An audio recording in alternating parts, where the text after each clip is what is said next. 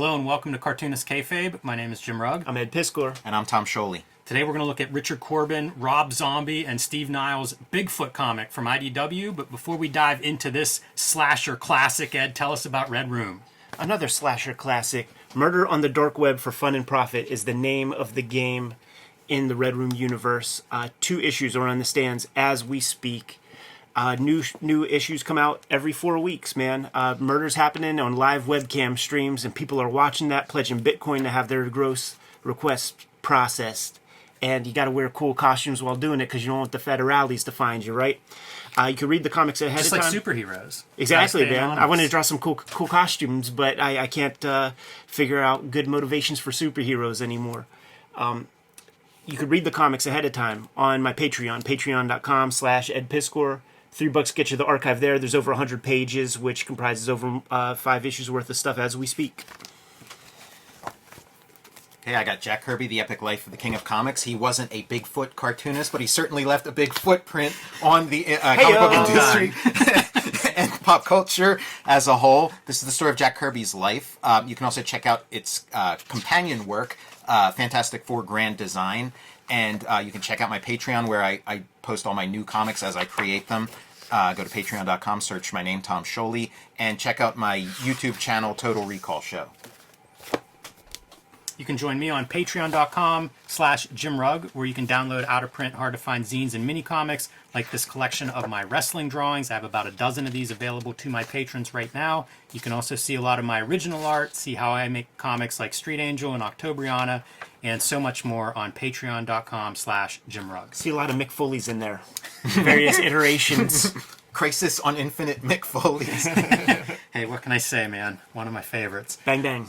But speaking of favorites, Richard Corben, one of the favorites of the show here, and Bigfoot, one of my personal favorites. I picked up a couple of these issues out of a dollar bin after they, a couple years after they were published. Didn't read it when it first came out, and fell in love. This is essentially like a slasher movie, like an 80s slasher kind of thing. So think of Jason in the middle of the woods killing people.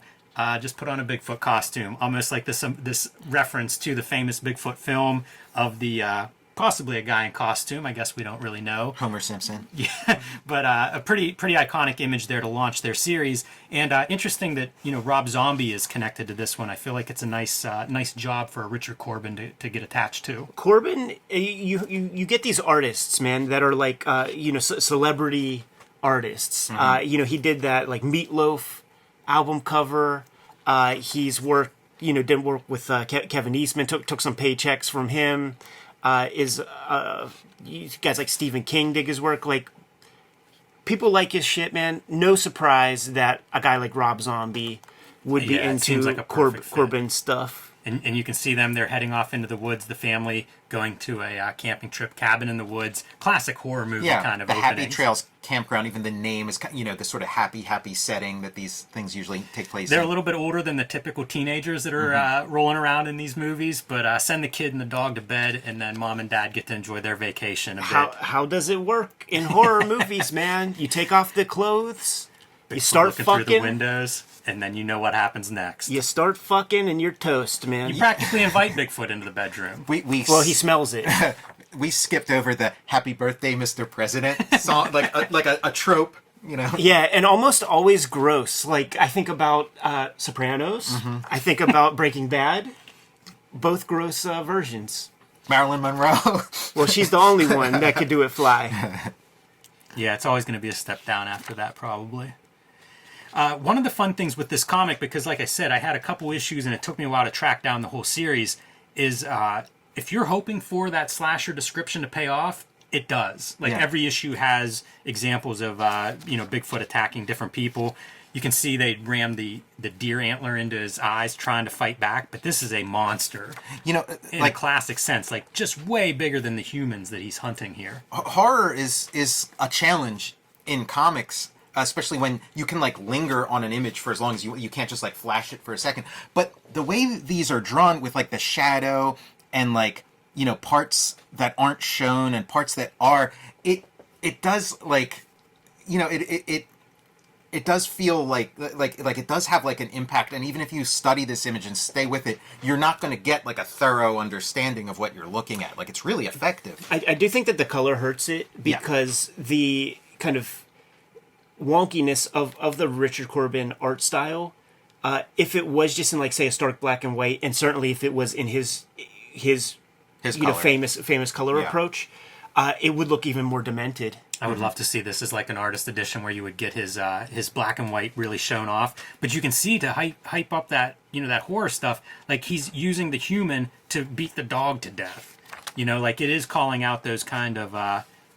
You're not cheering for Bigfoot as you're reading this. Yeah, well, maybe you are, but I mean, he's trying to get you against Bigfoot. It feels like character assassination against Bigfoot, who we know as being like a gentle soul. Do we know that? I'm not sold on Bigfoot's positive qualities. He was always nice to me. So the little kid survives, and the sheriff kind of buries it under this is the local sheriff, and of course, like Jaws or something like that. You don't want everybody to know that there's a homicidal Bigfoot roaming through your campground, so it covers up the tracks and sends that little orphan boy off on his own. It looks like Zombie would have cast that Sid Haig guy as a sheriff here.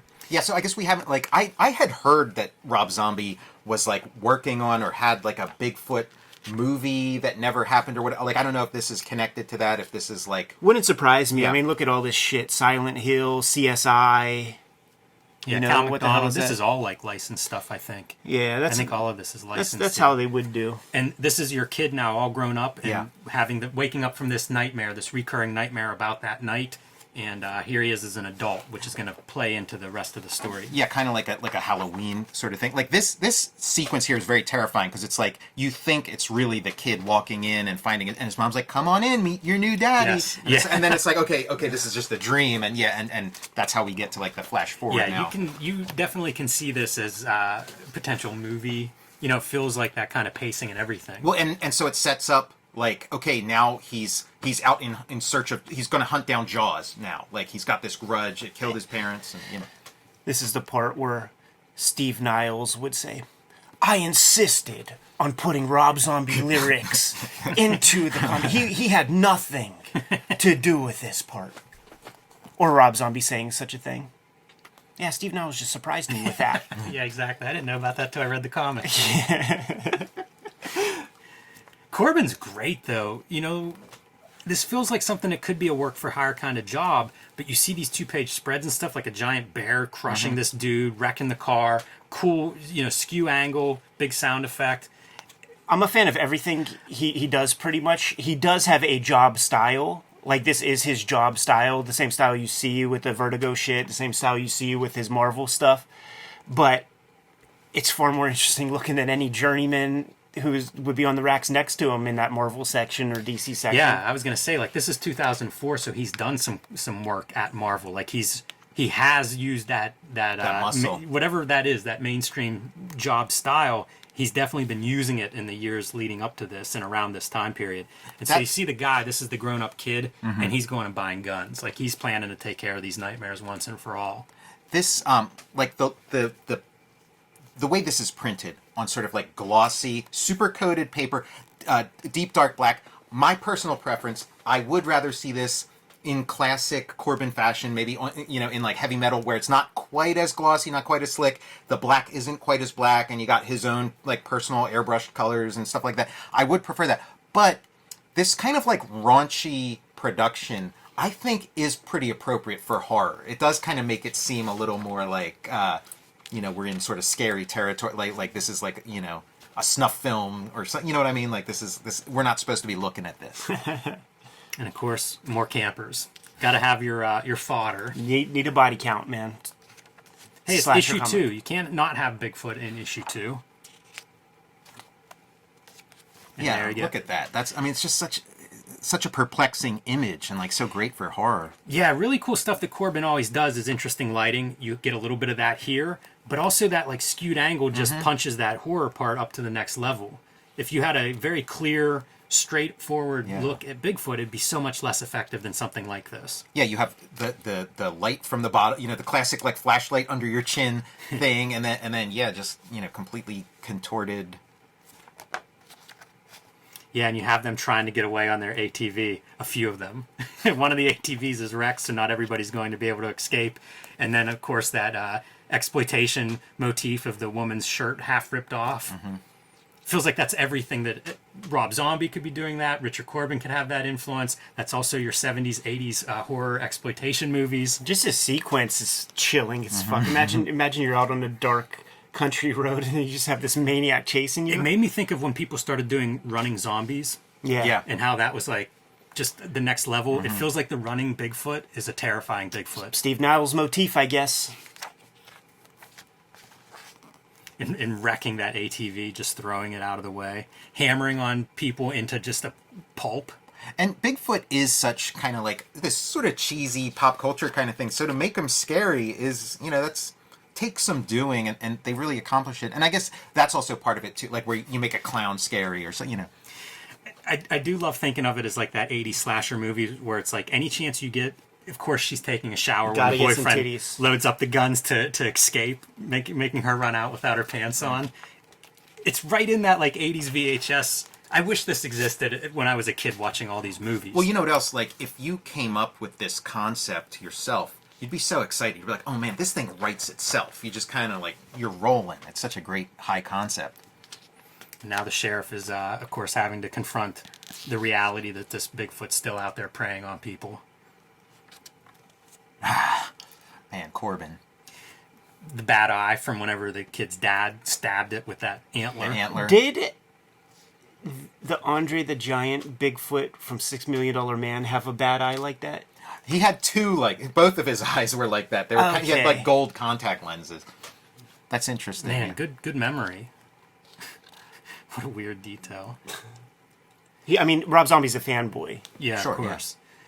And Bigfoot lives in this cave where you can see like some of his other victims. And he does this a lot, this kind of stuff of like actually biting his victim's head. There's a couple of moments of that where he's killing somebody and it's a pretty graphic, like, yeah, we were tussling a minute ago.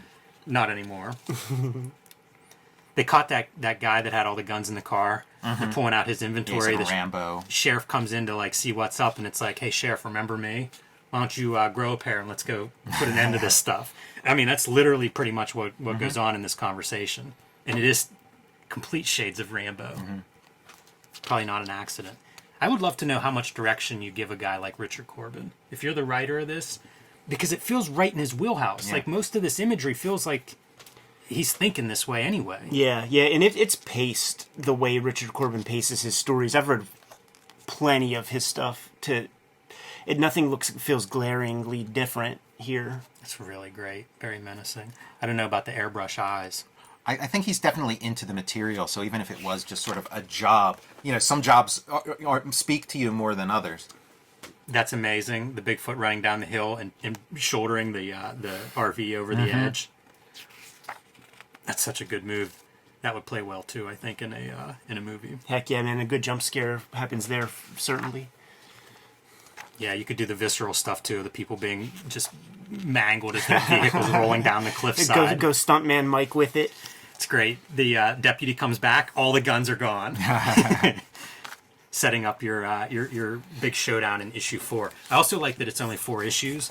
It feels like one of those straight to video kind of horror movies, 82 minutes, that kind of thing, lean and mean, and mostly just as much Bigfoot as you can put in there. They talk about 4 issues as being a good way to adapt a screenplay because your Act 2 is like 2 longer. issues. Double the length of Act 1 and 3. Makes sense. The wooden carved Bigfoot, first thing that they shoot. The tourist Bigfoot trap. It's so ridiculous. That feels out of a movie. There's no reason to have that, but in a movie, I feel like you would have it. It'd Some be good comic visual relief. piece. Exactly. Very, very easy to film. Not a lot of special effects involved. Stick your M80 in the back of the chainsaw carved Bigfoot.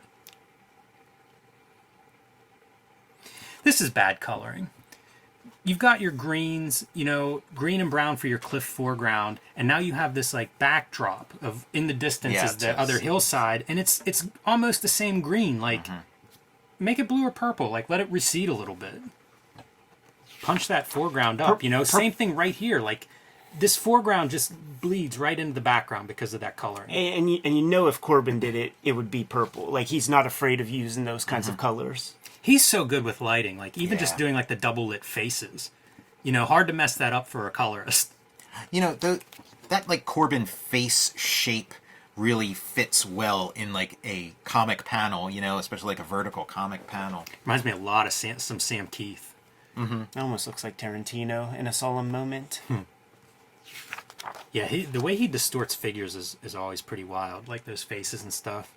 And it never bothers me. Like, they often feel cartoony and rubbery, and somehow it always works. It's a great shot. Yeah. He's got money shots in here, man. And he depicts Bigfoot more often than not with one eye. Like, he's a cyclops. Yeah, it makes for a good monster. Fun page layouts, too. Fun spread of, like, the chaos happening. I always think of this whenever I'm trying to do, like, panel layouts. If chaos is really happening, like, disrupt those panel shapes. Don't do the grid. And he does that several times throughout this series, too. It's like broken glass. Certainly now is the big one. The big climax. Getting some shots in on your Bigfoot. Couple bullets landed. Like the idea that you're vesting up. You know, like you're going to go fight this thing Rambo style. And then cavern full of bones. And Bigfoot with his family. Or her family, I suppose. I suppose the male Bigfoot's the one they're fighting, and that's Mama Bigfoot. It'd be the worst thing to see, too, whenever you're almost dead from fighting one Bigfoot and you realize there's a family of them. Yeah, it's the, I think it's a Creature from the Black Lagoon ending here, where it's, you know, took so long, took decades to fight this one. And that was the smaller one. That was right. That was the smallest of them. Good foreshortening where you get the giant Kirby hand in the foreground as he's trying to squeeze through this little narrow chamber. Yeah, that's pretty scary. Hard to draw, too, man. Yeah. Yeah, it's a surprise to be able to see that Kirby hand, like, jutting out and making sense from a horror terror Yeah, you need that next panel, yeah. Making a sympathetic monster, like he's just been this, you know, completely horrible, like, slasher, but then that does kind of make him, like, you could sort of empathize with him a little bit, that, like, he's got this family to take care of in this incredibly hostile world where if anybody spots him or his family, like, they're done. It's over. So of course he's going to become, you know, a huge say that asshole. at the perfect time, Tom, because he makes a makeshift bomb out of, like, he dumps all the gunpowder into his flashlight and throws it into the main cave chamber, and it goes past the Bigfoot he's fighting and lands at the feet of, like, mother and child Bigfoot. I don't know how sympathetic. You're not going to make me sympathize with a Bigfoot. but maybe subconsciously, though. Subconsciously, he's good the hero. storytelling in that way. And just finalizes it by bashing in his head. It's pretty good stuff, right, for a Bigfoot comic? Why aren't there more Bigfoot comics? Well, after this, you're in trouble. Before this, everybody could have been doing Bigfoot comics. Instead of zombie comics, do Bigfoot comics. Let's take a look at that ending, though, man, where the big hand is grabbing the... That's a great flourish there. Because you have to leave it open for the sequel. That's the sequel. Absolutely. Jim, I have to tell, like, if you've been to, like, a lot of, like, indie comics shows in, like, the 90s and so, there were so many Bigfoot comics. Everybody had their Bigfoot. Their funny Bigfoot, their serious Bigfoot, their, you know, there are a lot of Bigfoot comics out. They're just, like, in black and white, hand stapled, mimeographed. Wonder if we're going to see an uptick in the mailbag. Send us your Bigfoot comics. I was super excited to grab it, though. Like I said, big fan of Bigfoot since I was a little kid reading books and stuff about Bigfoot. Just always thought it was cool. For Richard Corben to do one is fantastic. I can't think of a better artist that I would want to see draw a Bigfoot comic. And I don't know why this wasn't, why I didn't buy it when it came out. It kind of slipped past me. And you'd think Rob Zombie's name would be enough to, make a bunch of noise over this. And it probably did, but to jaded guys like us, when you put a celebrity name on it, you almost look the opposite direction because we've been burnt from stunt casting enough times. But love Corben, man. Always fun to get Corben on the channel. Pleasure to read. Kayfabers, like, follow, subscribe to the YouTube channel. Hit the bell. We'll notify you when new vids are available. Jimmy, what's out there? Join me on patreon.com/JimRugg, where you can download my out-of-print zines and mini comics. You can see a lot of my original art, process stuff, how I make Street Angel, Octobriana, and much more at patreon.com/JimRugg. Read Jack Kirby, The Epic Life of the King of Comics, and Fantastic Four Grand Design. Check out my Patreon for new comics, and my YouTube channel, Total Recall Show. Red Room comics are in the wild. Murder on the Dark Web for fun and profit. 2 issues are on the stands as we speak. New comics come out every 4 weeks. Get them at your local comic shop or the Fantagraphics website in the link tree in the description below. or you can read the comics right this minute on my Patreon, patreon.com/edpiskor. $3 gets you the archive there. Have well over 100 pages up there as we speak. New strips every Tuesday. Subscribe to the Cartoonist Kayfabe e-newsletter at the links below this video. You can find Cartoonist Kayfabe t-shirts and merchandise at the links below this video. Jamie, give one last set of marching orders, man. We could be on our way. Read more comics.